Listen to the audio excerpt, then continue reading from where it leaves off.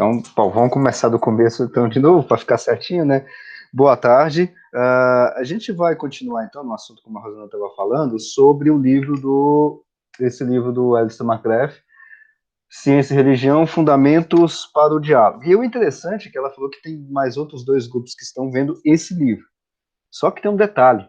Esse livro aqui é uma outra edição, porque o McGrath já tinha lançado uma edição anterior, há uns anos atrás. Eu tenho a minha outra edição aqui, é uma da capa cinza da editora Edições Loyola.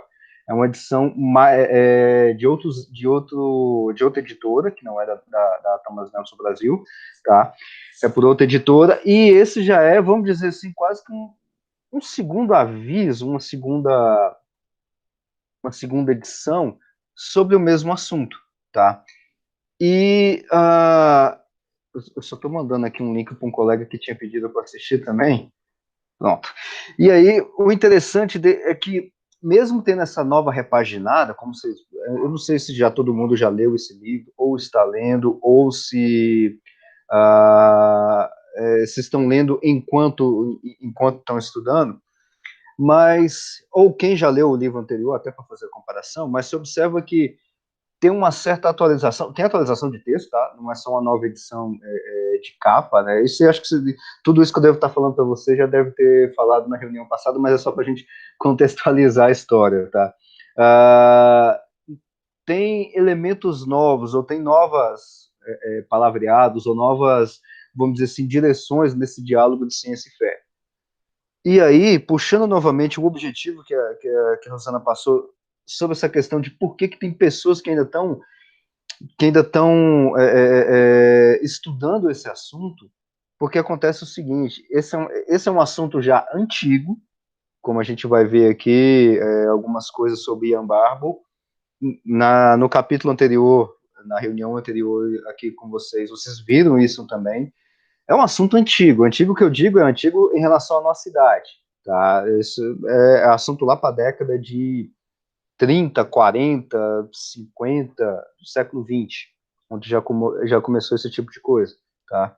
E isso nós estamos aí falando coisa de 70, 80 anos.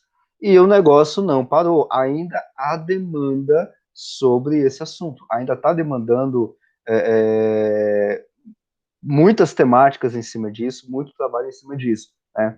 Eu tinha mencionado que talvez alguns não saibam sobre essa edição. Bom, esse livro que vocês estão vendo aí, me dá só um segundinho, deixa eu ver onde é que eu encontro a minha edição, porque tem uma edição antiga, ele não está aqui na minha mão, porque livro é igual o Robson, né?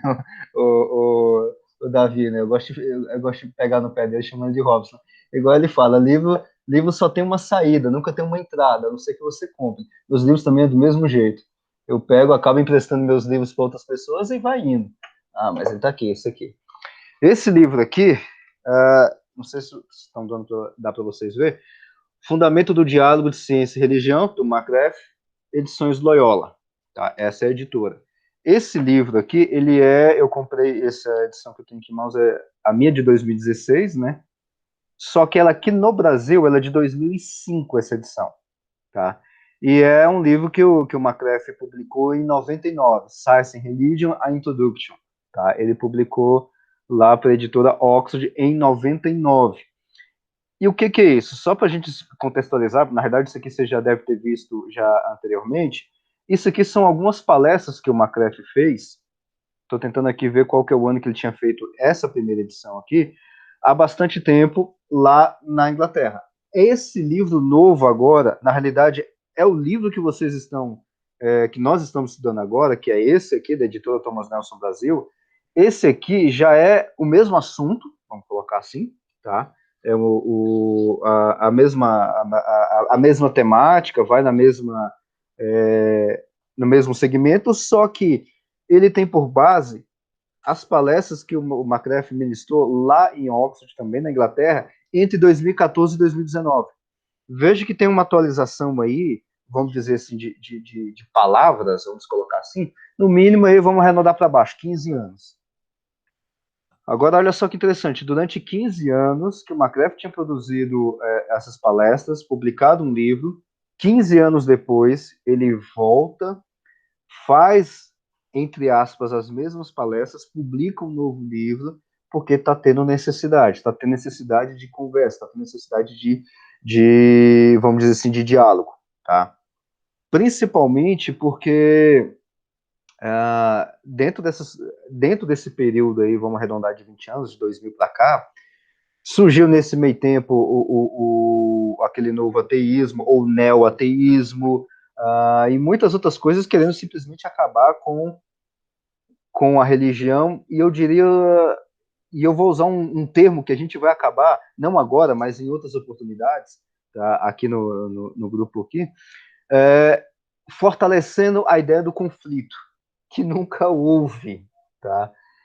E essa ideia de conflito de que nunca houve, a gente vai ver principalmente agora nesses 4 marcos. Eu separei aqui os 4 marcos que o McCarthy coloca, tá? Que são os marcos históricos principais nessa questão da discussão entre fé e ciência, e você fica procurando algo do tipo, beleza, cadê o conflito? Cadê a pancada? Dos anos 2000 para cá só teve conflito. Tá, mas não tem conflito? Então, não tem. Isso talvez muitos de vocês já devem ter visto, não é novidade nenhuma, mas claro que não tem conflito, nunca teve conflito entre fé e ciência, né? Realmente, nunca teve. Mas para algumas outras pessoas, talvez isso seja novidade. Realmente nunca houve conflito na história. E aí, como marca, vamos dizer assim, ou como até como prova histórica, vamos colocar assim, eu vou mostrar aqui para vocês, que está dentro desse capítulo 2, esses 4 períodos aí que pegam ali da final da Idade Média, mais ou menos, para cá, tá? Então, deixa eu compartilhar aqui com vocês alguns slides que eu fiz. Ah, que legal. Senhores, me dá só um minutinho, eu vou sair, eu vou entrar para um outro navegador, porque eu estava fazendo um teste nesse navegador e ele não está funcionando direito. Um Ok, minutinho, Alexandre. eu já saio e Ok. volto novamente. Tá bom. E a gente começa então a contar o tempo que ele vai ter, mais ou menos, vou repetir isso. 45 minutos para a apresentação. Então, gente, eu estou muito animada com esse intercâmbio de convidados, né? O David já deu guarda-graça lá na Universidade Federal Rural do Rio de Janeiro. O Alexandre está aqui conosco hoje. E, ó, quem sabe, ó, algum de nós, Raul, Grazi, algum de nós barra vocês, né, em algum outro grupo, que eu acho super interessante esse intercâmbio, né? Ah, chegou. Agora eu voltei. Agora eu tô com um navegador decente. É porque tem um outro aqui que eu estava fazendo os testes e estava muito bom, mas parece que não funciona para algumas coisas. Desculpe aí essa Alexandre, história. bem-vindo às intempéries de última hora, porque meu computador aqui ainda está travado. Eu estou no computador do Raul. Raul, não, isso É. aí acontece demais. Então vamos Então lá, tá. agora acho que eu consigo compartilhar. Agora vai Até. bonitinho, vamos Alexandre, lá. só um aviso, você, claro que você pode ficar mais tempo, mas aos 45 minutos eu vou te avisar, tá bom? Tranquilo, perfeito. Eu preparei mais ou menos isso mesmo, dentro desse período. Mas é uns 5 minutos antes você me dá um toque e eu já Tá vou ok. encerrando já. E mesmo porque é tão bom, né, o período das perguntas, tirar dúvida, É essencial, inclusive. né? Então tá bom. Fica à vontade. Tá certo. Bom, vocês estão vendo a minha tela? Vocês conseguem visualizar, né? Acho que sim. Tá, beleza. Então é o seguinte, bom, continuando então, eu não vou fazer aqui leitura comentada, ler com vocês o livro, esse tipo de coisa, ou destrinchar cada parágrafo, cada frase, cada pedacinho que está no livro. Não. Isso aí, o que eu fiz foi tirar alguns pontos, o capítulo é grande, eu tirei apenas alguns pontos que eu achei interessante, tem milhares de outras coisas que eu nem citei aqui, tá? E é justamente nesses pontos que eu quero apresentar para vocês, tá? Esses slides eu acabei esquecendo, devia ter lembrado. Eu esqueci de mandar para o Raul, mas caso vocês queiram, aqui eu só tirei quase tudo aqui, eu tirei justamente o livro, mas se alguém quiser esses slides e tudo mais, pode me pedir, ou pode pedir para o Raul, eu mando para ele depois, não tem problema algum, tá? Bom, então, indo no resumo, né, na parte da estrutura, é mais ou menos isso aqui que eu quero mostrar para vocês, é uma coisa bastante simples, bastante rápida, inclusive, tá? Bom, o resumo do primeiro capítulo foi tudo isso que a gente conversou até agora, que a gente falou. E aí eu deixei duas citações que eu tirei desse livro que eu achei muito boa, tá? Palavras do próprio McGrath. Ah, nem a ciência nem a religião podem fornecer uma descrição total da realidade. Ou seja, se você for por uma ou pela outra de forma isolada, a gente não tem o quadro geral, é, seria uma tradução do big picture, né, que a gente fala em inglês, né, do quadro geral de como é que as coisas funcionam. Não tem, você precisa das duas, tá? E aí tem uma outra palavra, uma outra frase, se não me engano, acho que é do próprio Einstein, que uma cita, né, eu tirei de lá também. O método científico, aliás, agora fiquei na dúvida, se é do Einstein ou do Heisenberg, um dos dois é certeza. O método científico não pode nos ensinar além de como os fatos estão relacionados e condicionados um ao outro, só, mais nada. Quer saber mais do que isso? Quer saber objetivos e tudo mais da vida, de por que tudo existe? Não vai ser o método científico, não vai ser a ciência. Isso aí é algo, vamos dizer assim, quase que chovendo molhado aqui pra gente. A gente conhece isso bastante, tá? Bom, e aí tem mais um outro pedaço que você já deve ter visto no capítulo anterior, né? Que são os modelos do Ian Barbour, né? O modelo do conflito, o modelo da independência, diálogo e integração. Tá? Eu não vou mencionar isso aqui, que vocês já trabalharam com isso, tá? E o mais interessante é que o Ian Barbour achava que esses dois modelos de conflito e independência estão errados. E os modelos de se trabalhar justamente são o do diálogo e o da integração. E o mais legal é modelo de diálogo, ou modelo de integração, ou modelo de relacionamento entre fé e ciência já começar com conflito, é porque a relação não é nada boa, tá? Então, nesse ponto eu concordo bastante com o Ian Barbour, né? E aí tem outras maneiras de você imaginar a relação entre ciência e religião. Não tem esse cedilha aqui não, tá? E redigitação. Assim como não tem esse A mais aqui não. Rapaz, o computador me pregou umas peças, eu fui meus dedos mesmo. Perspectivas distintas, níveis distintos, mapas distintos e duas abordagens complementares, né? Tudo isso relacionando a realidade como um todo, tá? Isso aí vocês devem ter visto já também no capítulo anterior, no primeiro capítulo. Então, o que a gente vai ver aqui hoje? Bom, de uma forma bastante sintética, né? É muito resumida, porque tem muito assunto. A gente vai trabalhar praticamente aqui do século XVI ao século XX, mais ou menos. Então veja aí que são 400 anos, tá, de muita história, e aqui eu vou fazer exatamente como o historiador faz. O historiador, ele pega a história, recorta um pedaço da história, dentro do recorte da história, ele faz mais um corte e vai trabalhar com a palavra do recorte do recortado da história toda. É mais ou menos isso que eu quero trabalhar com vocês aqui hoje, porque tem muita coisa, tá? Tem bastante coisa dentro disso, tá? Então, é basicamente esses 4 períodos que eu quero trabalhar com vocês. Bom, antes de entrar nesses períodos, a ideia do conflito, né? A gente poderia, e aí eu já deixo o convite aqui, hoje à noite, por volta das 7 horas da noite, eu vou estar numa igreja lá no Nordeste, Igreja Presbiteriana, agora me passou o nome, mas o Raul tem até o link, descrição e tudo mais, inscrição gratuita, tá? Então é tudo aberto. E lá, justamente hoje, nessa igreja, que vai ser online, né, eu vou falar justamente dessa questão do conflito. Isso aqui dá muito pano para manga, dá para a gente conversar aqui o resto da tarde tranquilamente, a questão da ideia do conflito. E o McCrath, nesse capítulo, ele vai citar um pouco, em outros capítulos ele vai detalhar um pouco mais, tá? Dessa relação entre ciência e religião. Para começar, a coisa sempre foi muito complexa, não é do jeito que a gente imagina. Eu não gosto de ciência e a ciência está errada, vou tirar a ciência pela Bíblia e acabou. Não, a coisa não é assim. Ciência é coisa de fundamentalista, terrorista ou qualquer coisa do tipo. Não, isso é coisa de quem não tem o que fazer e tudo mais, ou de quem não entende de ciência. Não, a coisa também não é assim. Historicamente, a coisa não é assim. Não foi essa coisa tão simplista como muitos colocam atualmente, né? E a ideia do conflito, que o McCrath chama até de mito, né, ele foi inventado. É interessante esse ponto, que ele coloca quase que uma data para a invenção desse mito, né? Mito, e aqui mito no sentido, não no sentido de narrativa, tá? Como a gente tem dentro da literatura, mas no sentido de história inventada mesmo, tá? Então esse mito foi inventado lá pelos racionalistas do iluminismo.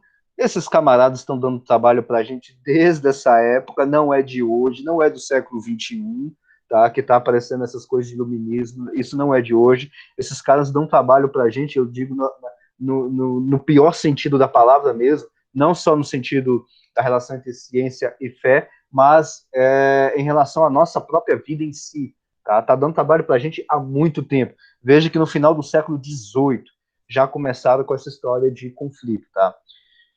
Outro erro de digitação é history. É History of the Conflict Between Religion and Science. É um livro de 1874, escrito por John Draper. E tem esse outro livro aqui também, do Andrew White. Um desses livros aqui são 2 volumes, volume 1 e 2, e o outro é só um volume só. Onde esses 2 camaradas inventam... Assim, eu poderia usar uma outra palavra um pouquinho mais pesada, mas acho que talvez a mais leve seria essa.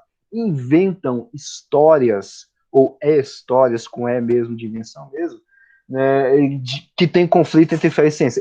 Inclusive, eu tenho esses 3 livros, eu dei uma folheada nele, eu dei uma lida por ele, depois se alguém quiser pode me procurar e eu repasso esses livros, tá? Lá no original, em inglês mesmo, aonde os caras inventam. Como é que você inventa um fato histórico? Você conta uma narrativa sem nenhum embasamento documental. Porque o historiador, ele faz a mesma coisa com o cientista. Ele cria, entre aspas, vamos dizer assim, uma história, uma montagem baseado em alguma coisa, em documentos. Por exemplo, quando eu vou falar de cosmologia, eu estou contando para você como é que o universo funciona. Baseado em quê? Radiação cósmica de fundo, ondas gravitacionais, lente gravitacional. Ou seja, eu estou embasado em alguma coisa para te falar, olha, o universo funciona dessa forma. Um historiador dá mesmo jeito, olha, a religião caçou e matou um monte de cientistas. Tá, beleza. A narrativa tá ok. Baseada em quê? Ele tem que me apresentar os documentos. Tá aqui, a condenação de Galileu foi para fogueira porque falou que a Terra girava ao redor do Sol e então, por causa disso, tá aqui o documento de condenação dele, ele foi condenado por causa disso. Só que não existe esse tipo de documento. No caso de Galileu especificamente, tá? Ou de outros, ou qualquer outro tipo de conflito, briga e tudo mais. Não existe. É igual o Raul tá falando, tem que ter alguma evidência. Você tem que ter algum documento, você tem que se embasar em alguma coisa, tá? O Draper e o White se basearam em sabe-se Deus em quê? Porque nesses livros que eu tenho eles aqui em mãos, não há nenhuma menção a documento, alguma foto, algum desenho, alguma fonte anterior, nada, zero. Não tem nada. Mas porque eles tiraram isso de outra fonte, tá? E tá onde isso? Na cabeça do Ape do White? Eles já morreram já tem um tempinho, né? Ou seja, não tem base alguma para essa questão do conflito. Tá? E tem outros detalhes a mais também. A gente pode detalhar sobre essa questão do Drape e do White. Tá? Sociedade inglesa no final durante o século XIX, né, a gente tinha uma briga, principalmente dentro da Inglaterra. Aqui a história é muito grande, tá? Tem bastante coisa, mas resumindo, seria uma briga entre o clero e profissionais científicos, mas uma briga, na realidade, não em questão de ciência e fé, mas uma questão de posição, poder, honra, quem manda, quem obedece. Ou seja, a coisa não era briga entre ciência e fé. Tá? Veja que a coisa é muito mais antiga, não é a briga que nós temos hoje em dia, briga de poder, que poderia ser uma briga ideológica, briga de ideias. Não, é briga de poder. E não é de hoje. Tá? É justamente dessa época, ou talvez até anteriormente. Caso Galileu, como eu mencionei para vocês, tá? Depois vocês podem até pesquisar isso um pouquinho melhor naquele outro livro, e eu até deixo de sugestão aí, depois vocês perturbarem o Raul aí, para colocar essa reunião aí. Eu gosto de dar a ideia, tá, pro pessoal, para puxar o líder e falar, opa, vamos trabalhar isso aqui que o Alexandre falou, esse negócio parece interessante. naquele livro Galileu, Terra Plana. Eu coloquei ele aqui nas referências, pra depois você pode dar uma olhada. Galileu, Terra Plana e outros mitos sobre a relação de fé e ciência. Tá nessa mesma coleção da Thomas Nelson Brasil, tá? Em português, inclusive. Tá um livro muito bom e tem lá desmanchadinho o caso Galileu. O McCleft também cita essa questão do caso Galileu, tá? E o outro caso do Wilberforce e Huxley, naquela briga entre a teoria da evolução, Darwin ali no meio e a literalidade das escrituras. Eu leio as escrituras de uma forma literal. Teve uma certa briga no meio disso que poderia ser um conflito? Poderia, mas não é. Tá? Ali é briga de interpretação. Tá? Assim como o caso de Galileu, que não foi uma briga entre a religião perseguir Galileu, mas sim uma briga de interpretação. No caso de Galileu, não seria nem interpretação, no caso de Galileu seria a possibilidade de abertura de interpretação bíblica, tá? Só para fechar eu acho que eu não coloquei aqui, tá lá na frente, mais lá na frente um pouquinho, eu vou mencionar essa questão do Galileu novamente, porque o Galileu ali é da século XVII, né? O que nós tínhamos ali em 1600 e poucos, né? A gente tinha acabado de ter um problema que era aquela questão do protestantismo, né? Lutero, Calvino, Zwingli, então estava aquela confusão toda ainda por causa da reforma protestante.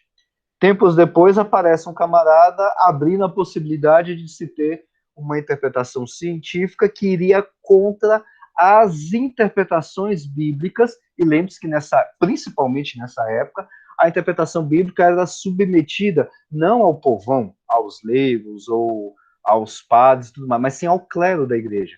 Então, se abre uma possibilidade dessa, você está abrindo um precedente de novo de uma reforma protestante novamente?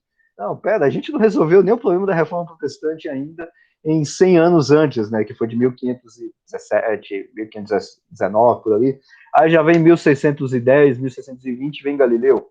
Não, peraí, Galileu, vamos conversar aqui. Ou seja, a briga ali, na realidade, era pela interpretação, e não pela questão da ciência ser caçada pela religião ou qualquer coisa do tipo. E isso a gente vai ver um pouquinho nos outros períodos que não faz muito sentido. Se a igreja, e aí é um se gigantesco que eu estou falando um se justamente por uma questão de achismo sem base alguma, se a igreja estava com intenção de fazer perseguição à ciência, o que ela fez na prática, que é o que é registrado, é completamente ao contrário, não foi um tiro no pé, foi o corte dos pés completamente. Tá? E a gente vai ver isso aqui um pouquinho para frente, tá? Bom, século XVI até o início do século XVII, né, 1500 e pouco, até o início de 1600, a gente tem debates astronômicos, desenvolvimentos para o surgimento das ciências naturais. O que a gente tem ali? Só para dar uma contextualizada em algumas questões históricas. 1500 por ali, a gente tem no final, 1570, perto de 1600, nós temos o Kepler. Eu vou até citar ele um pouquinho mais para frente. As leis de Kepler, aquela coisa que a gente vê na escola mesmo, ou seja, com as leis de Kepler a gente consegue ver ou consegue deduzir o movimento de planetas ao redor do Sol. Kepler está fazendo isso a partir das ideias de Copérnico, que é um pouquinho antes, né? Ele é 1400 final de 1400, 1480 por ali, tá? Então, que é como se fosse uma troca do sistema geocêntrico feito por Ptolomeu lá no segundo século, segundo século é 180, 185. Então, não é uma troca suave, tranquila, mas não, são ideias, são pensamentos que estão surgindo e que dá uma revolução gigantesca. Só que a salvação de Kepler, vamos dizer assim, é que Kepler não era católico. Ele era, se não me engano, ele era luterano. Só esse já salvou a pele dele, porque de herege ele já era por natureza, só por ser luterano, tá? Então nós temos aí todo esse surgimento das ciências naturais até aí, e outras coisas mais que teve anterior ao século XVI, por exemplo, tradução para o latim de textos científicos, diversos textos científicos, né? Por exemplo, das obras de Aristóteles. comentários de árabes que eles fizeram, traduções dos textos de Aristóteles para o árabe, tudo isso foi trazido, na realidade não no século XVI, mas antes disso, para o latim. E aí Aristóteles é quase que a base científica do que nós temos em toda, até esse período de 1500, 1600, tá? Até esse período e um pouquinho antes, a gente tem a fundação das grandes universidades. Você tem ali em 1080, se não me engano, é a fundação da primeira universidade. Você tem a fundação da Universidade de Oxford, de Cambridge, na Itália. Ou seja, século XIV, XV já tem a fundação dessas universidades. Feitas por onde? Por um puxa. E aí eu vou fazer quase que uma brincadeira, um puxadinho da igreja ali. Você faz um puxadinho da igreja onde você faz a escola, ensina as pessoas. Vamos dar uma expandida nesse puxadinho? E essa expandida nesse puxadinho é as universidades. Que elas são baseadas, ou tem por base a busca do conhecimento, não só nesse período, mas muito antes, das artes liberais. As artes liberais que não tem nada a ver com o liberalismo econômico ou político, tá? As artes liberais são aquelas artes que a gente vê no Triunvium e no Quadrivium, tá? A lógica, a astronomia, a gramática, agora eu não vou lembrar o nome de todas elas, mas são 7 artes liberais. E até esse período aqui, você estudava para ser alguma dessas 3 coisas. Ir para a área do direito, ir para a área da medicina, para a área da teologia. Como é que funcionava a coisa? O moleque pequeno, ele estudava uma dessas duas, o Trivium ou o Quadrivium, agora estou tentando lembrar qual. Se não me engano, era o Trivium que estudava primeiro. O menino estudava isso a partir dos 7, 8 anos de idade, né, e estudava isso até a sua adolescência. Depois ele fazia uma quase, entre aspas, lógica, gramática e retórica. Obrigado, Davi, que é o do Trivium. Então ele fazia o Trivium até, vamos dizer assim, comparando com o nosso sistema de hoje, até o ensino médio. Tá? Depois o Quadrivium já seria na universidade. Mas o Quadrivium não é para formar o cara em alguma coisa. Ele tinha uma formação completa, que é o conceito de universidade. Que a gente já perdeu isso atualmente. Para que você faz universidade hoje?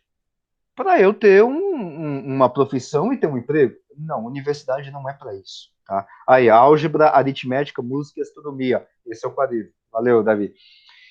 Então, esse seria isso. A universidade é para formar o sujeito, é para colocar o camarada para pensar, para ele fazer pesquisa, para ele desenvolver a ciência. Não para ele arrumar emprego, ou para, no caso que o Davi está colocando ainda. Na realidade, o cara nem precisa, vamos dizer assim, se formar para isso, né? O camarada já entra já com esse objetivo. Mas você entra para lá para ter uma profissão.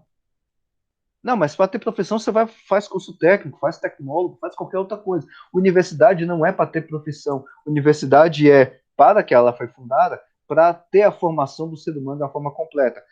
Por exemplo, na minha faculdade de física eu não estudei lógica, eu não estudei aritmética nesse sentido, vamos dizer assim, retórica. Eu não estudei retórica.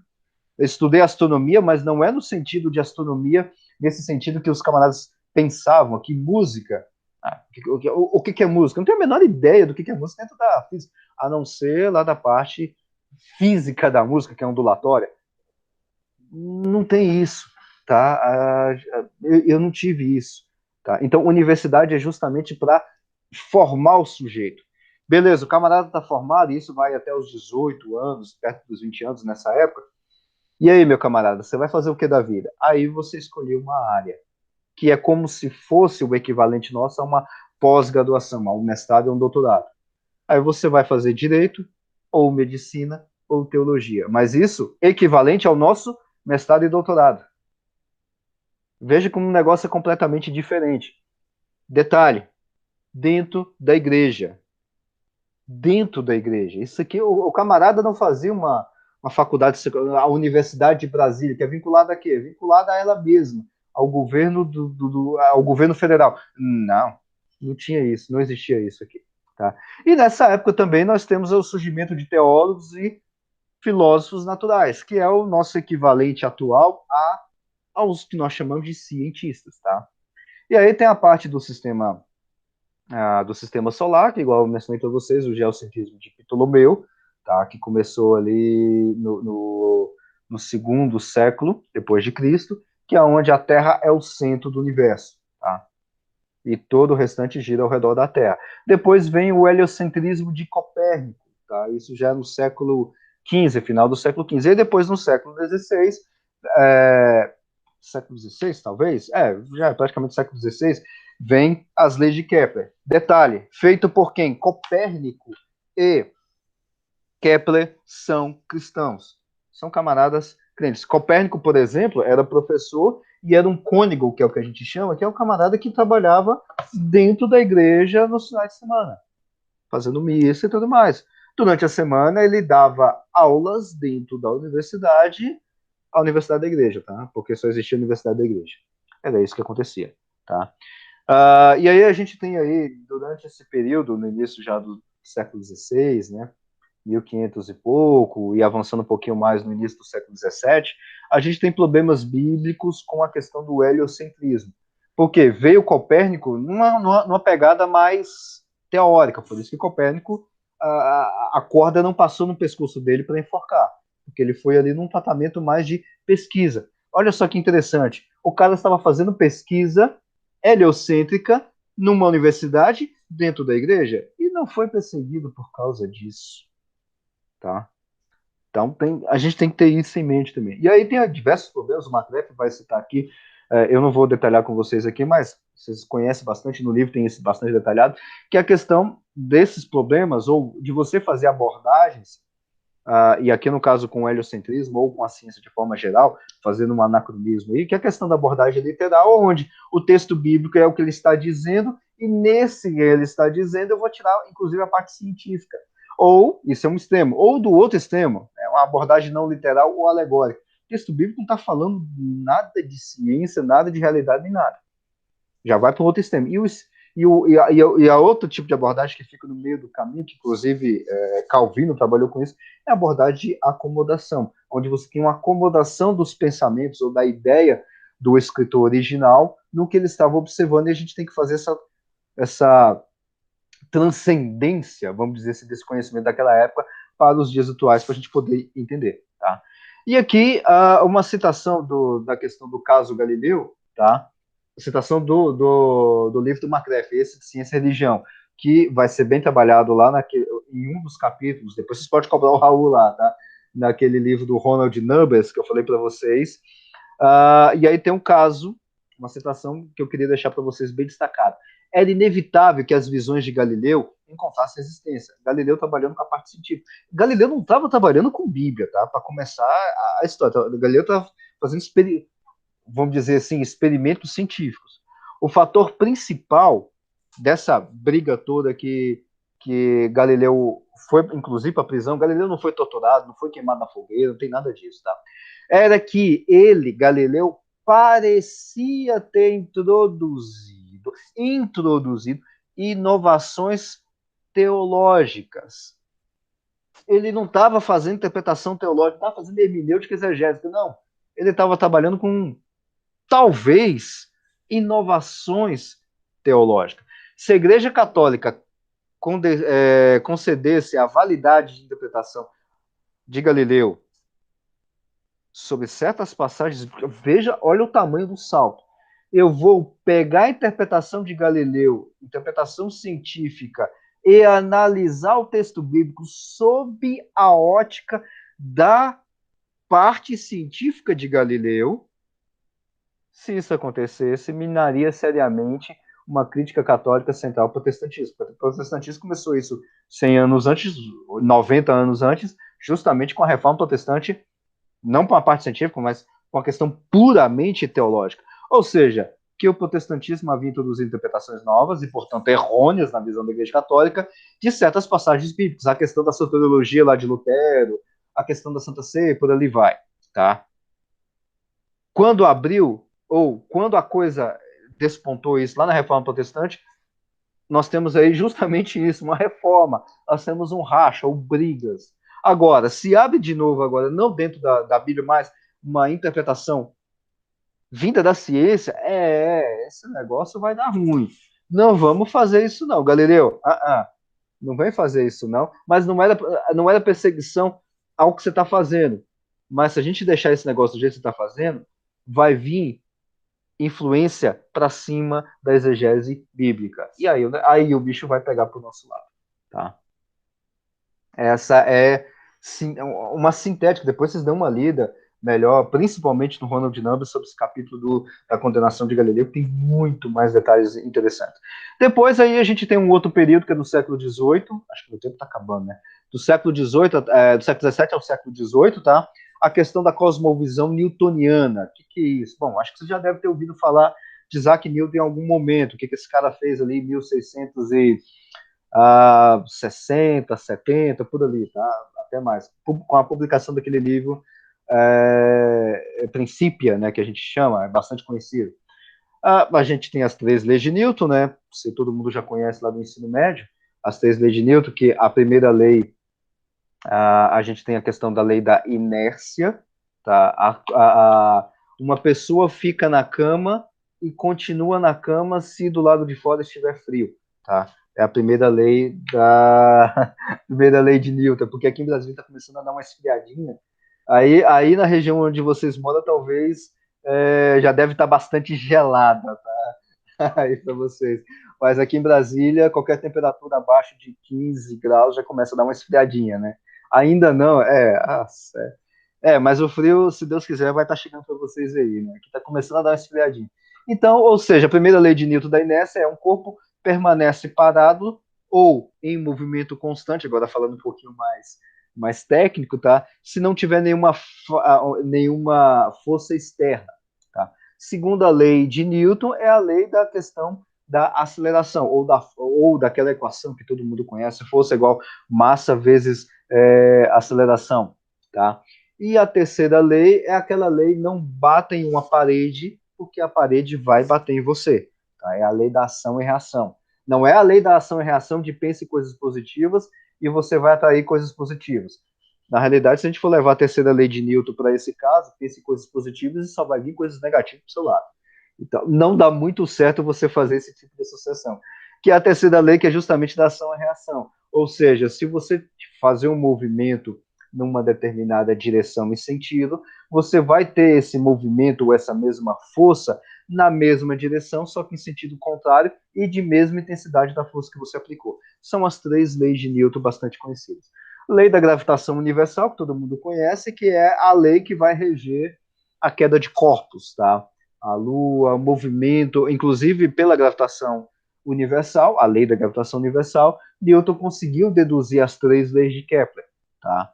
As leis de Kepler eram leis, vamos dizer assim, são leis puramente matemáticas, e através de um outro corpo teórico, Newton conseguiu derivar as leis de Kepler. E aí vai acabar caindo no grande problema, ou na questão da cosmovisão newtoniana, que o Macrae vai chamar, que aqui eu estou chamando de mecanicismo e deísmo. O que é isso? É chegar ao ponto de eu conseguir explicar todo o universo apenas com a mecânica newtoniana. E eu consigo explicar. Me dá a posição de todas as partículas existentes no universo todo. E eu vou dizer para você como é que elas vão se comportar. Inclusive, essa expressão, quem falou isso, tem um pouquinho de lenda no meio, mas acabou, tem um pouco de verdade nisso, é o grande Laplace, tá? Um matemático e físico, talvez muitos conheçam. Laplace elevou essa cosmovisão newtoniana, ou mecanicismo, ao extremo. Olha, me dá a posição de todas as partículas do universo. Todas elas. Só me dá a posição inicial. Eu quero saber onde é que elas estão em um determinado instante. Tá aqui todas elas. Beleza. Daqui para frente eu consigo saber para onde é que o universo vai. É mais ou menos essa ideia. Ou seja, é uma ideia de tudo que funciona como um relógio, tudo bem ajustado. E a ideia do deísmo, veja que é D de dado, é justamente essa ideia de um Deus que criou todo esse mecanismo, que criou toda a física newtoniana, o universo, posição das partículas, em um determinado instante, está tudo certinho, deu corda, ou seja, colocou as leis de Newton e gravitação universal, vamos arredondar aí, 4 leis de Newton, colocou em funcionamento, beleza, agora tudo vai funcionar perfeitamente, estou indo embora e o universo que continue funcionando. Essa é a ideia do deísmo, aonde Deus cria, dá corda no relógio. Eu acho que vocês são muito novos aqui para ter visto um relógio de corda. Eu vi e eu tinha despertador de relógio de corda, mas ou colocou pilha no relógio, vamos colocar assim, deixou a coisa funcionar e a coisa está funcionando até os dias atuais. Essa é a ideia do deísmo, tá? Exatamente, a que o Raul está falando, a ideia de um Deus impessoal, um Deus que não tem ação, não tem relação com a sua criação, ou que não intervém na sua criação, que é a ideia do teísmo, T de tatu, tá? Bom, e aí nós temos também a publicação, ele fala um pouco também do William Paley, tá? Aqui está a capa do livro, na realidade eu tenho esse livro também do William Paley, do Natural Theology, é um livro muito legal, onde fala essa ideia do relojoeiro, da questão do mecanismo e tudo mais, tá? O William Paley vai trabalhar com essa ideia de teologia natural, ou uma ideia que vai acabar caindo no deísmo de alguma forma, tá? Que é a ideia de você ter ou provar a existência de Deus a partir da natureza, diferente da ideia do teologia natural do McGrath, que vai fazer quase que um caminho inverso, tá? E aí nós temos também, bastante conhecido por vocês, as publicações do Charles Darwin, A Origem das Espécies e a Descendência do Homem, tá? Ali praticamente na segunda metade do século XIX, tá? Isso já é final do século XVII, século XVIII, e aí já arredondando, porque no século XIX tem uma certa, tem uma influência completa dessa cosmovisão newtoniana, tá? E aí nós temos aqui Darwin, depois, isso dá um outro assunto, pode cobrar o Raul também aí, vamos falar, sempre falta o inverno, aqui em Brasília também está faltando um invernozinho um pouquinho mais rigoroso, viu? E aqui a gente sempre, depois pode cobrar o Raul para falar dessas ideias, das dificuldades religiosas dentro da teoria da evolução darwiniana, que não é teoria da evolução que nós trabalhamos hoje, tá? A teoria da evolução que nós trabalhamos hoje não é só Darwin, não é só seleção natural. Quem for da área de biologia vai saber isso muito mais em detalhes do que eu.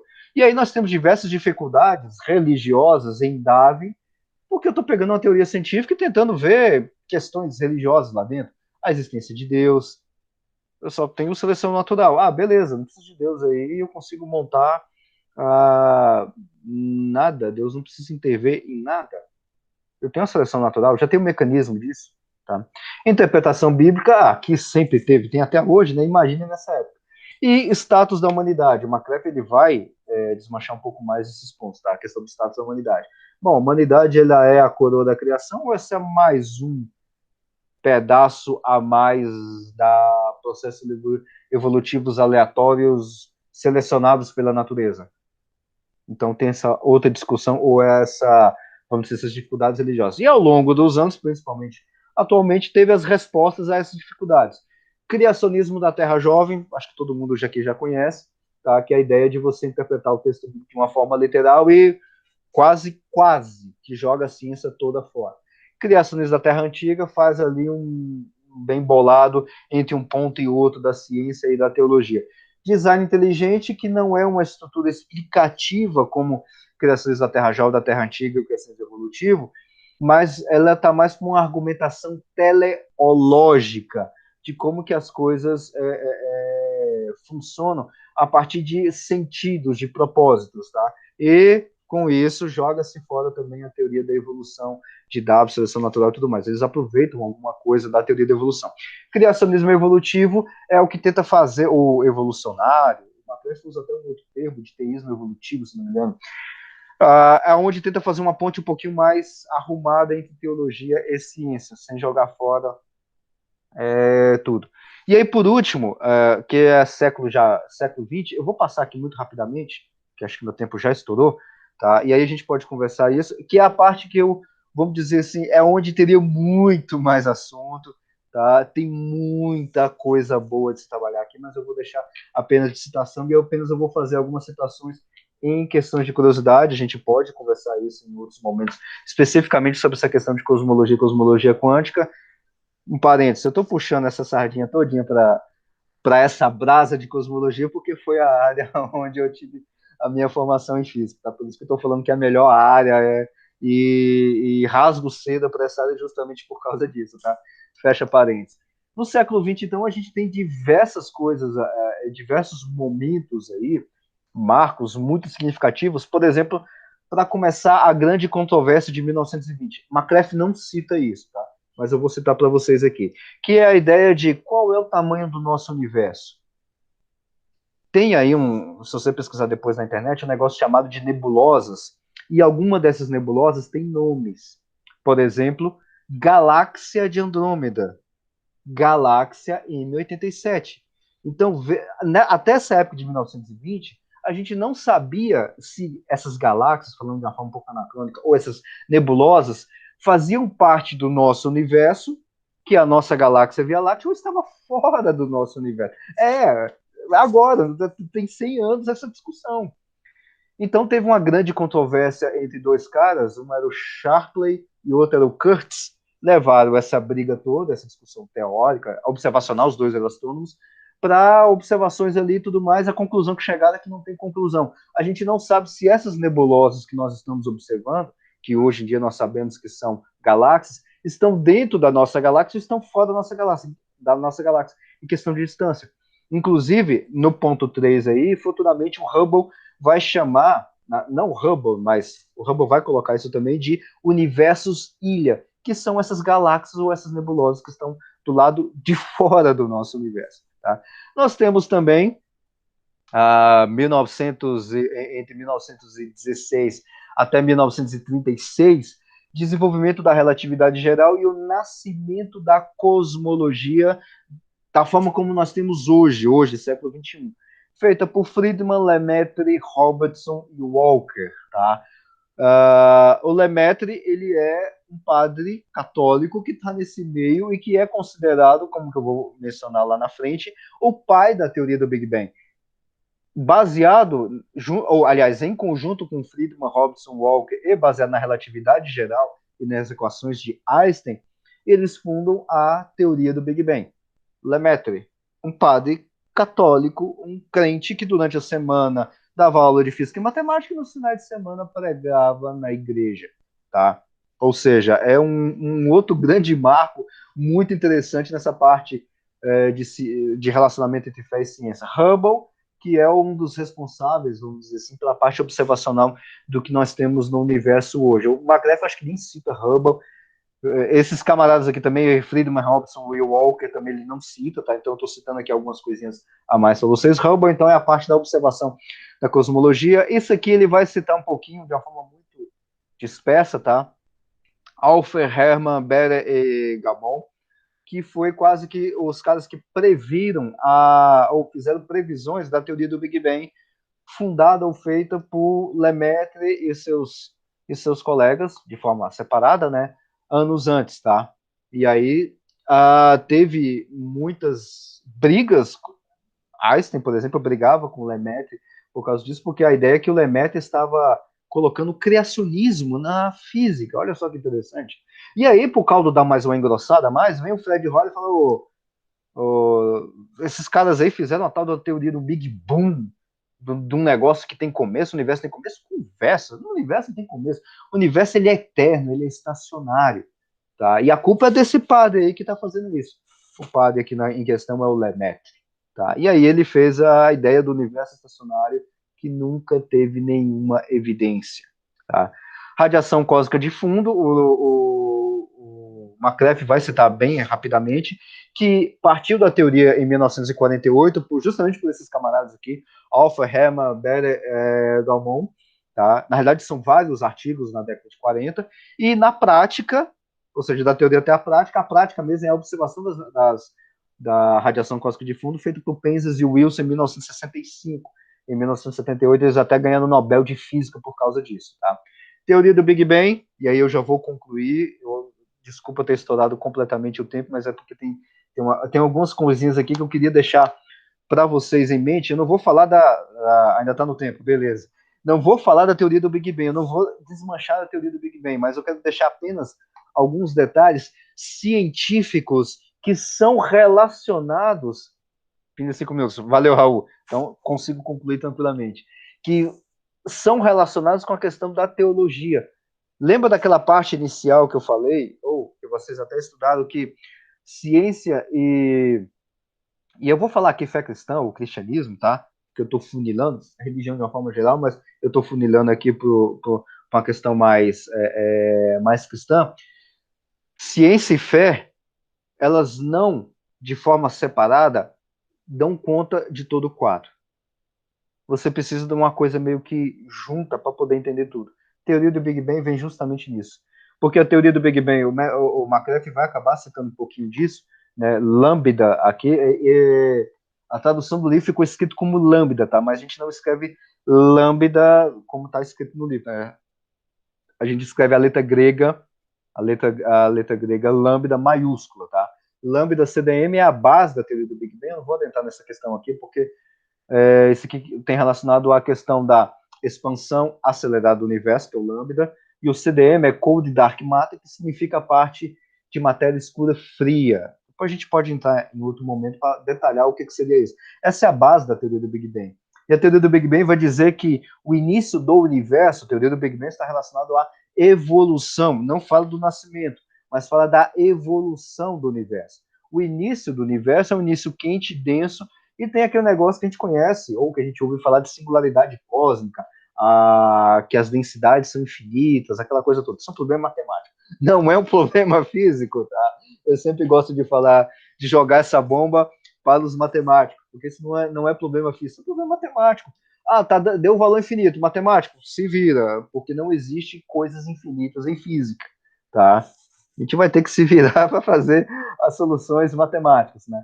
E aí tem outros processos dentro da teoria do Big Bang, que é a questão de nucleossíntese primordial, que é o nascimento de partículas, de átomos e tudo mais, até descambar para a evolução galáctica, nascimento de estrelas, nascimento de planetas, nascimento de galáxias, até chegar aos nossos dias atuais. E veja que isso é toda a parte científica. E veja que em momento algum eu estou falando por que isso aconteceu. Ou qual o objetivo de tudo isso ter acontecido. E ainda mais um pontinho, um ponto final em cima dessa problemática, né? Cosmologia quântica. Isso aqui é lindo mesmo, viu?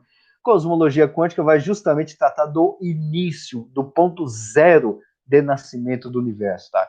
Claro que aqui um ponto um pouco mais teórico, lá no grupo de física, e aí já fazendo um convite para você, lá no grupo de física a gente já, inclusive, já até tratou desse assunto, mas a gente, nosso grupo de WhatsApp, a gente acaba conversando, a gente pode conversar até mais sobre essa questão de cosmologia quântica, que é justamente, tipo coach quântico, né? O coach quântico, ele é atual e você ganha dinheiro com isso, né? Cosmologia quântica, a gente apenas trata o início do universo e não ganha dinheiro com isso, infelizmente. Tá? Vai tratar do início do universo. Mas nem dentro da cosmologia quântica a gente fala de objetivos ou por que o universo nasceu dessa forma ou não de outra forma. Por isso que eu coloco aqui os inícios teóricos do plural, porque a gente não sabe exatamente com qual processo o universo nasceu. Mas se ele nasceu desse, por que não do outro? Então veja que esse tipo de pergunta não cabe dentro da ciência.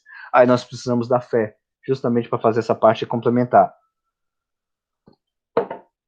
Bom, então, concluindo, ao princípio de incerteza da profissão. Exatamente, a profissão quântica bem de uma forma bastante destacada, tá? Bom, então, como conclusão, nós observamos aí, nesses marcos teóricos, eu espero ter deixado um pouquinho mais claro, e é claro, não foi leitura comentada, como vocês viram, lendo o livro e detalhando mais, tanto no livro quanto em outras obras, vocês vão observar que esse período, eles não têm, esse período não tem, ou esses períodos não tem nada a ver com a disparidade, ou com a guerra, ou com o conflito entre fé e ciência. Não tem. Nunca teve conflito entre fé e ciência. E sempre teve uma parte de diálogo, ou mesmo, na pior das hipóteses, uma tentativa de diálogo em alguns momentos. É claro que teve algumas brigas, sim, óbvio, teve brigas, tem gente que esbraveja, diz que a ciência não presta, diz que a religião não presta, que a Bíblia não presta. Não, isso sempre teve. Não é coisa nossa de agora, não é coisa do Wilberforce com Huxley, não. Não é coisa dos principalmente, não só, mas principalmente dos fundamentalistas dali de 1960 em diante, ou do pessoal do criacionismo da Terra Jovem, que vai brigar com a ciência, vai dizer que a ciência está tudo errada, é coisa de ateu, ou como já me chamaram também de ateu dentro de igreja, ou de herege. Não, a briga, esse tipo de coisa sempre teve, que são questões, vamos dizer assim, de interpretação, e aí eu puxando a Deborah Hassman, talvez vocês devem conhecer, naquele livro Teste da Fé, os cientistas também creem, que ela vai falar, olha, a gente, ela não fala isso, mas eu estou colocando palavras a mais do que ela fala, a gente tem conflito entre pessoas e interpretação entre pessoas, tá? O conflito está aí, ou seja, a gente sempre tem conflito quando nós temos algum problema de interpretação, ou problema de interpretação bíblica, ou problema de interpretação científica, ou problema nas duas interpretações. Sim, as duas interpretações dentro de uma pessoa pode estar errada, tá? E aí a gente vai ter conflito, sim, mas é conflito entre pessoas. Não é conflito entre fé e ciência. Nunca teve. E a história está justamente aí, como o Macref mostrou, está justamente aí para deixar mais explícito de que não tem essa questão de conflito, tá? Bom, então, aqui tem uma bibliografia que eu estou colocando alguns livros adicionais que vocês podem ler até para complementar esse assunto, tá? Os Territórios da Ciência e da Religião, do Peter Harrison, tá? É um livro da editora Ultimato, da coleção nossa, que a gente fez lá com a Ultimato. Ciência e Religião, também do Peter Harrison, da editora Ideias e Letras. Deus e Darwin, do Macref, vai trazer um pouquinho mais de discussão sobre essa questão de conflito, mais voltado mais para uma questão mais biológica. O livro que eu falei para vocês depois cobrarem o Raul aí, tem muitos temas que dá para ver lá dentro. É esse livro aqui, Terra Plana, Galileu na Prisão e Outros Mitos sobre Ciência e Religião. São vários artigos que o Ronald Numbers ele condensou nesse livro, tá em português, está na nossa coleção também com a Thomas Nelson Brasil. Tá aqui os meus contatos, caso vocês queiram tirar. O Ronald Numbers é matemático, né? olha a piadinha infame. Eu caí na piadinha ainda. Não, matemática ele não é, mas o nome é, viu? Boa, essa aí eu não esperava mesmo, viu? Aqui os meus contatos, depois, caso vocês queiram tirar alguma dúvida, ou participar também do grupo de física, ou do grupo de química e biologia, caso não tenha alguém que não seja de lá, pode participar lá também, tá? É aberto. E é isso, senhores, que eu tinha. Muito obrigado. Desculpa ter estourado aí um pouquinho do tempo, mas é porque o assunto é muito bom, tem bastante coisa. Alexandre, deixa eu abrir minha câmera também. Onde que eu estou? Pois é, toda hora você falava Raul, mas sou eu, Rossana. Mas... Até agora o Raul está aqui lutando com o meu computador, ele... tentando arrumar. O áudio travou, agora eu estou aqui. Então aí, joga a conta no Raul mesmo. Como eu. Aí eu poderia continuar com você com a sua senha do banco, né? Mas tudo bem. Uma coisa, Alexandre, que eu achei interessante nesse capítulo é como o embate em si houve, mas as pessoas não, esqueci, aqueles dois que inventaram, né, praticamente, né? O White e o Draper. Aí eles reinterpretaram, não tudo, mas enfim, esse específico como, de acordo com o seu bel prazer.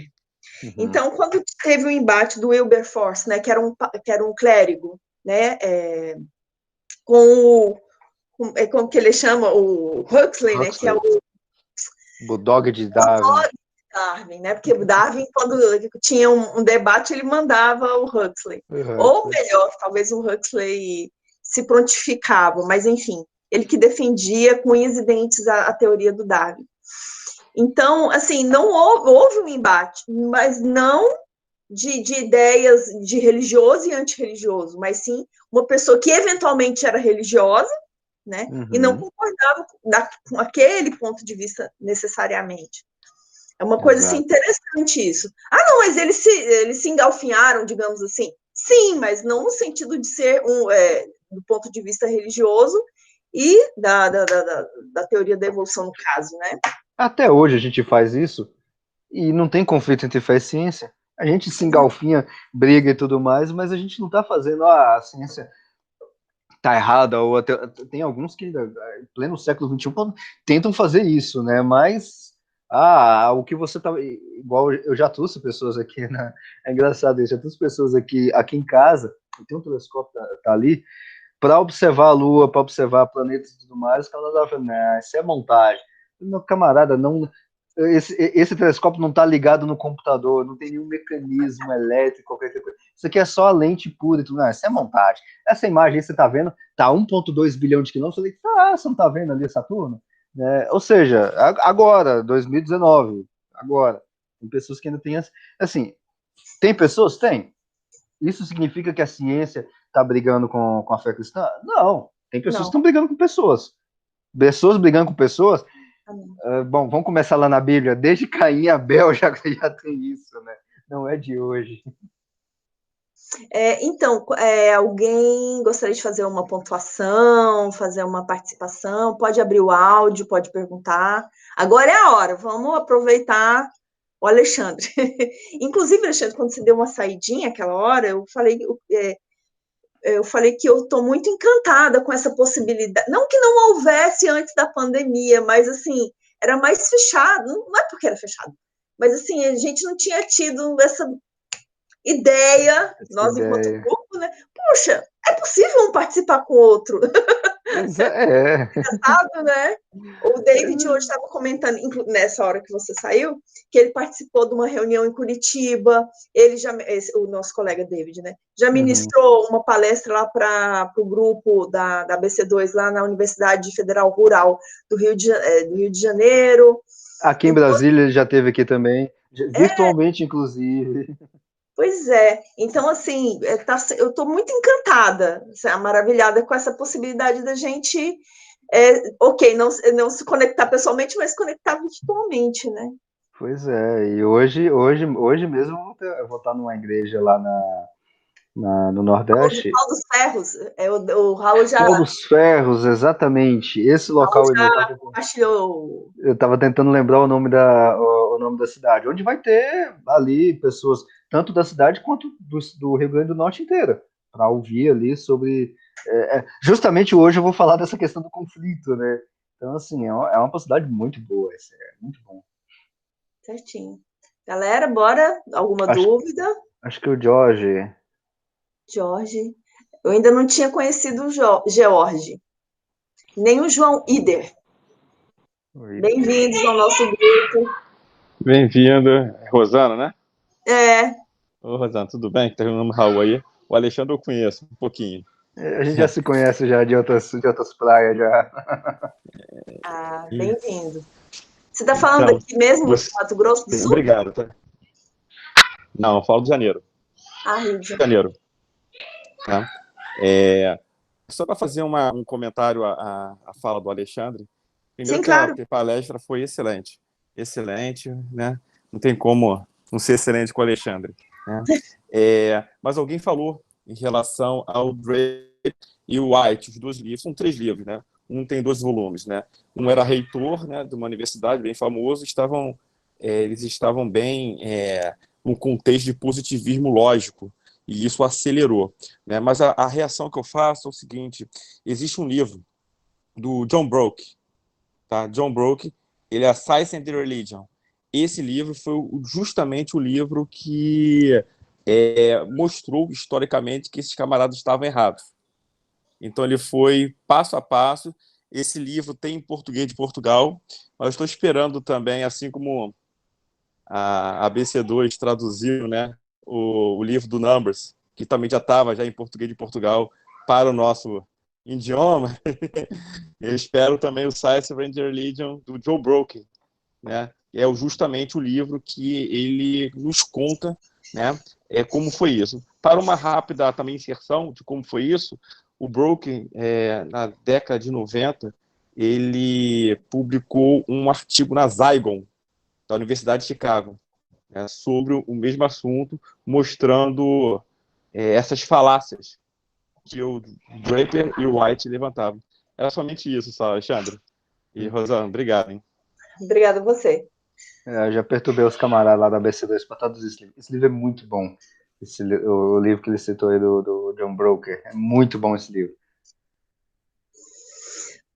Bom, alguma dúvida, alguma observação? Acho que o João gostei. Wilder... É sempre bom ter um ponto de vista diferente, né? Por mais que a gente tenha lido, aí, por exemplo, aquelas 2 frases no início que você... Não, se bem que é só uma do livro, né? Que você pontuou, você falou, é mesmo, tinha essa frase lá.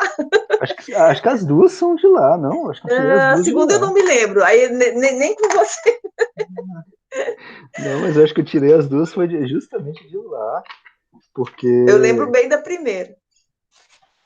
Sandra. Sim? Queria fazer uma pergunta para o Luiz. Claro. Para o Luiz?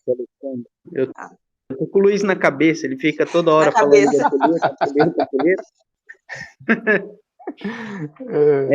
ele não veio hoje, ainda bem, senão ele estava toda hora falando do tempo. Alexandre, uma coisa, eu queria saber da sua perspectiva com relação ao período medieval. Como que você via a interação do cristianismo com a ciência produzida ou com o conhecimento produzido no período medieval, e as questões relacionadas à astronomia, e como que essas questões mudaram um pouco essa perspectiva para o que nós temos hoje, por exemplo, com a cosmologia quântica. Basicamente seria como que essa visão da interação, né, mudou, da interação do cristianismo, né, da religião com a ciência, se deu no período medieval, e como que ela mudou e se transformou para a relação que temos hoje. Talvez uma coisa para clarificar, você falou acho que você relacionou o livro do Peter Harrison, o Território de Ciência e Religião. Ele traz uma perspectiva muito interessante. O Raul, eu e uma galera aí do grupo, a gente deu uma lida no livro, e é bastante interessante essa contribuição do Peter Harrison para o entendimento dessa interação entre ciência e religião aí no decorrer, né, na construção histórica dessa interação. É mais para entender um pouco aí como que você pensa, como que você enxerga essa relação. E aí eu vou dar uma resposta um pouco mais de quem está interno, de quem trabalha com isso, né, com essa parte mais de cosmologia, que eu até hoje ainda consigo, apesar de ter terminado os estudos, mas não estou trabalhando em faculdade, mas ainda continuo fazendo as pesquisas e tudo mais, e acabo, tempos em tempos, a gente acaba voltando aí na parte histórica, algumas questões históricas, voltando para relembrar algumas coisas, alguns pensamentos bem anteriores, né, que eu acho bastante interessante. Então, olhando por essa perspectiva do que esse pessoal fez nesse período, vamos colocar aí até antes de Copérnico, né? A gente tem um desenvolvimento aí muito grande dentro de ciências naturais, de uma forma geral, e aí até um pouco da parte física, e mais especificamente da parte física, que é o que vai culminar para a cosmologia. A gente tem desenvolvimentos aí muito interessantes. E, assim, não tem... Eu, pelo menos, eu não consigo ver, óbvio que não tem, mas eu não consigo ver nem tentativas ou algum tipo de briga no sentido de frear ou não ajudar a desenvolver a ciência, mais especificamente da física e da cosmologia nesse período. Porque nós temos aí até inclusive antes de Descartes e outros caras trabalhando com isso, a gente tem aí uma protofísica quase que nascendo, tá, nesse período. Justamente por desenvolvimentos de pessoas que estavam trabalhando isso de forma paralela com questão de saúde, por exemplo, na área da medicina, ou até na questão do direito, né? Porque a ciência vai se desenvolvendo de uma forma periférica nessas áreas, mas aí sempre surgiu uma determinada curiosidade E aí a gente tem magnetismo, na época da questão de magnetismo, da observação da Terra em si, observação de rochas e tudo mais, e que acaba, vamos dizer assim, moldando o nosso pensamento para futuramente dentro da cosmologia. Isso antes de Copérnico. Depois de Copérnico, porque Copérnico ele começa a fazer aqueles desenvolvimentos lá que ele faz todo, mas assim, matematicamente. A gente não tem telescópio nessa época. Tá? A gente faz observação a olho nu. Nessa época, a olho nu. O Galileu é que vai desenvolver aquilo que nós chamamos modernamente de telescópio, que é ali 1609, 1611, porque ele pegou ali a luneta, que era um pedaço de tubo com as lentes que os marinheiros utilizavam, né, a luneta holandesa, exatamente, pegou aquele negócio ali com conhecimento de desenvolvimentos anteriores de ótica, isso estou falando antes de Newton, inclusive, tá? Ele aperfeiçoou aquele conjunto óptico para dar uma quantidade maior de aumento. E aí inventa, vamos dizer assim, o telescópio. Tudo isso é anterior. Então, Copérnico faz algumas observações a olho nu, faz algumas teorizações, vamos colocar assim, só na base da observação. Poxa, a gente está com um problema aqui que a gente está vendo uma estrelinha que está fazendo um movimento meio esquisito, que é o movimento errático de Marte, né? Isso, entre 1400 e 1500, exatamente, que é ali de Copérnico, né? Vai até Copérnico, acho que morreu antes de 1500, 1400 e pouco. Então, é justamente durante esse período mesmo, tá? E aí, Copérnico faz isso na mão. Depois disso, a gente tem saltos cada vez maiores com Kepler, que está dentro da igreja, não da igreja católica, mas está dentro da igreja ainda, porque assim, a gente costuma criticar bastante a igreja católica nesse período pós-reforma, na questão de que a igreja perseguiu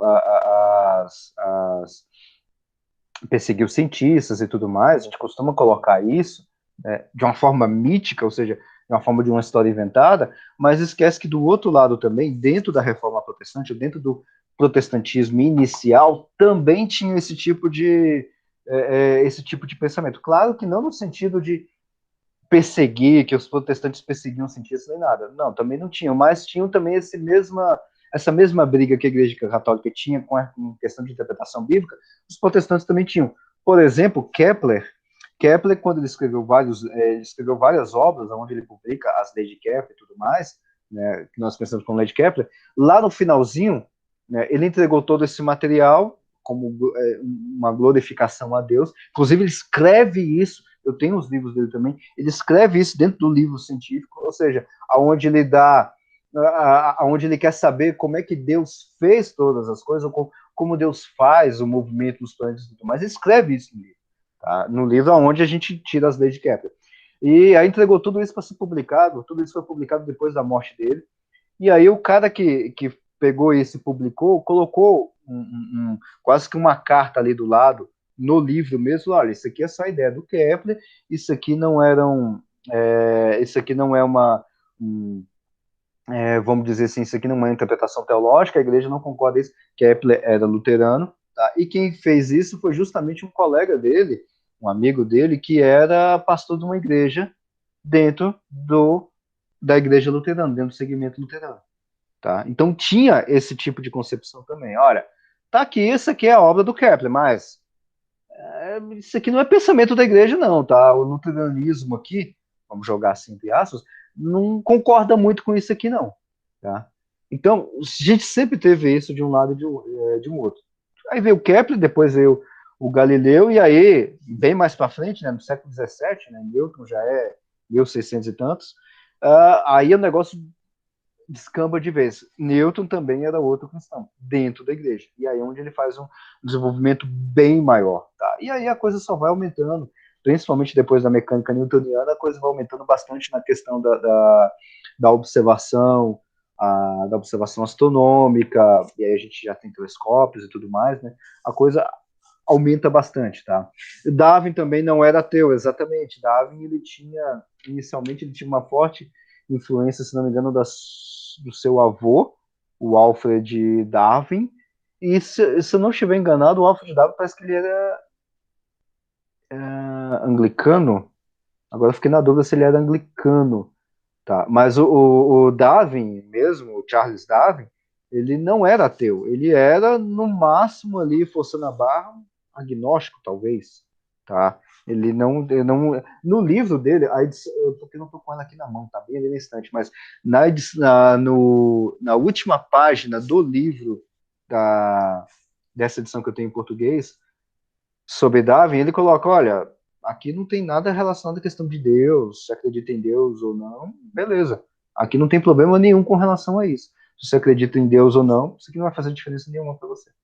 Tá? Então, assim, a gente teve bastante desenvolvimento, e agora, respondendo a tua pergunta diretamente, desenvolvimento dentro da cosmologia, nessa parte medieval, ou no fim da idade medieval, vamos colocar desse jeito, e eu vejo principalmente impulsionado por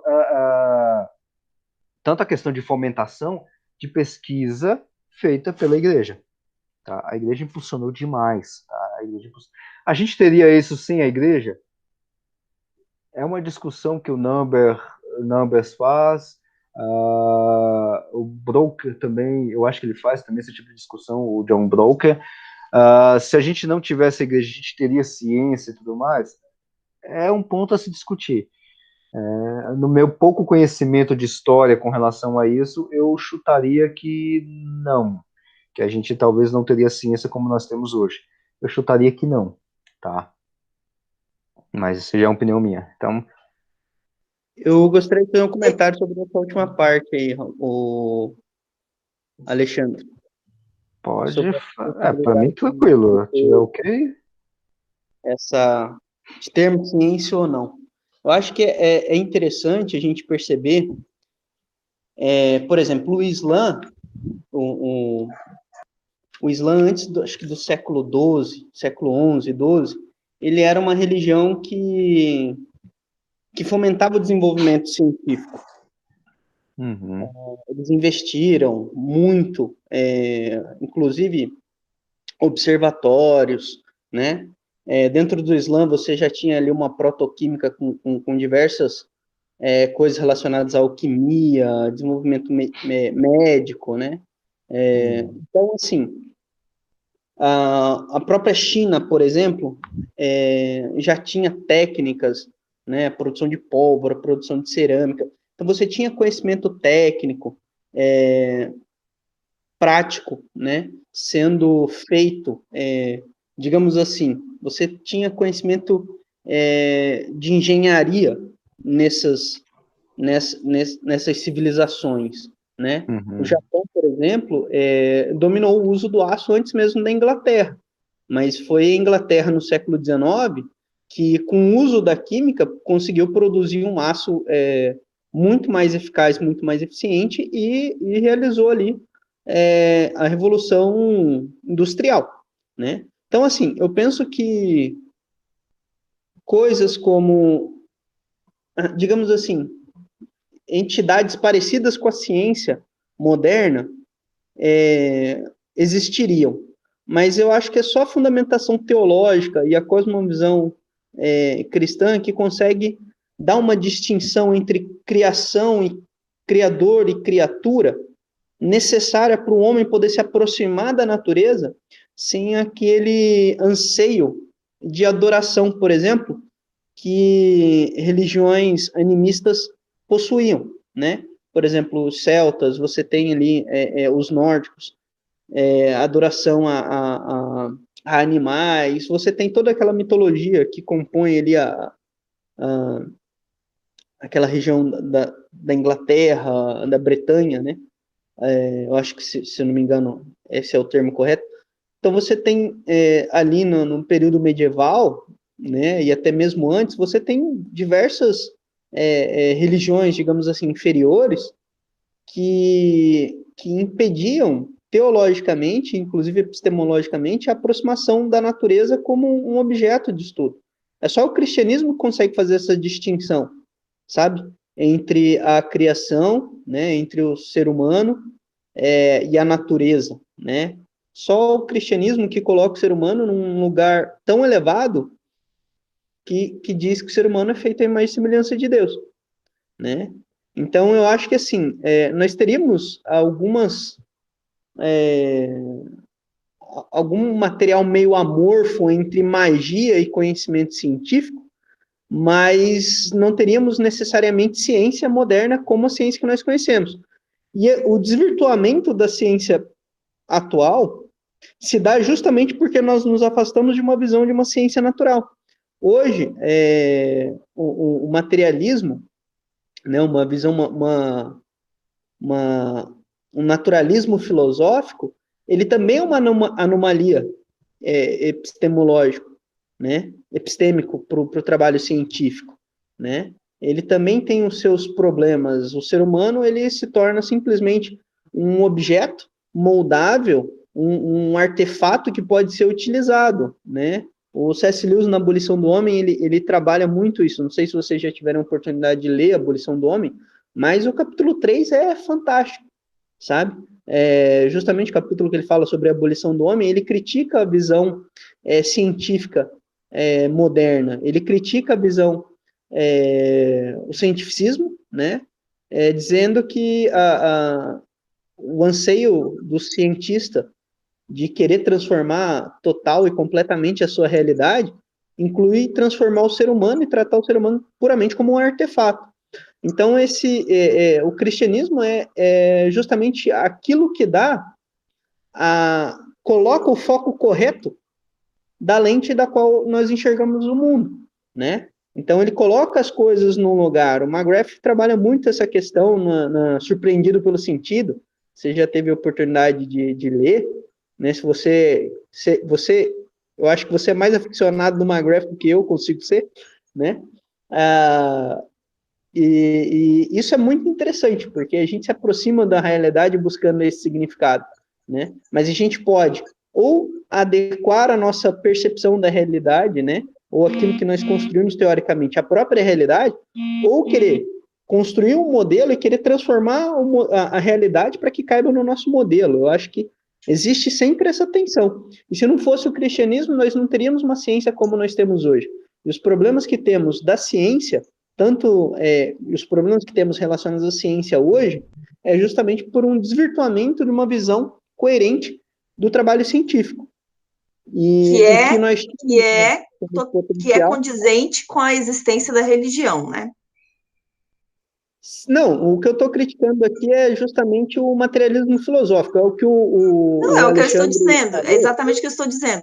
O problema que há hoje é o desvirtuamento da ciência, que começa a pregar que só ela é digna de... Isso é o cientificismo, né? Ela é a única maneira de conhecer a realidade. Mas aí você cai, assim, não é a ciência, nem a religião. São visões equivocadas sobre ciência e visões equivocadas sobre a religião, né? É o que o Alexandre falou. Mas é mais ou menos isso, Alexandre. Eu acho que é difícil a gente pensar numa ciência moderna sem pensar no substrato cultural necessário para que a ciência moderna surja. Esse substrato é muito importante, principalmente ali na Inglaterra do século XIX, no século XVII, né? Se você pensar aquele contexto inglês do século XVII, você tem na Itália, né? Você tem em diversos lugares pela Europa, mas você só tem um afloramento mesmo do que a gente pode chamar de ciência moderna no século XVII, né? Uhum. Colegas, bom, David fez um belo comentário, né? Mas quanto a perguntas, alguma exposição também, alguém mais, porque também temos que liberar Alexandre, senão ele não vai se preparar para apresentar, não vai ter nem voz para a apresentação de mais à noite, né? Né? Boninha, vamos liberar o Alexandre. Mas Alexandre, o pouco que eu conheço dele, né, de acompanhar nas redes, é que ele é bem acessível, né, muito acessível e sempre simpático, né, e gentil. Alexandre, então, muitíssimo obrigada, já que ninguém, né, quer fazer mais nenhuma observação. Muito obrigada mesmo, seja convidado mais vezes, assim, sinta-se à vontade de participar conosco, né, das reuniões. E obrigada a todos, né, os colegas aí de fora, né, muito obrigada. Venham conhecer o nosso núcleo aqui de Campo Grande. Tá certo, Celso. Foi um prazer. Muito obrigado aí também pela oportunidade de conversar um pouquinho sobre isso e estamos à disposição. Sempre que vocês quiserem conversar aí sobre outros assuntos, alguma outra coisa a mais, a gente está por aí. Tá bom, então. Gente, muito obrigada. Eu vou desligar agora a gravação. Obrigada. Até mais. Tchau, tchau. Tchau. Valeu, galera. Alexandre, vamos fortalecer isso daí, cara. Foi excelente. Oh, valeu, cara. Obrigado.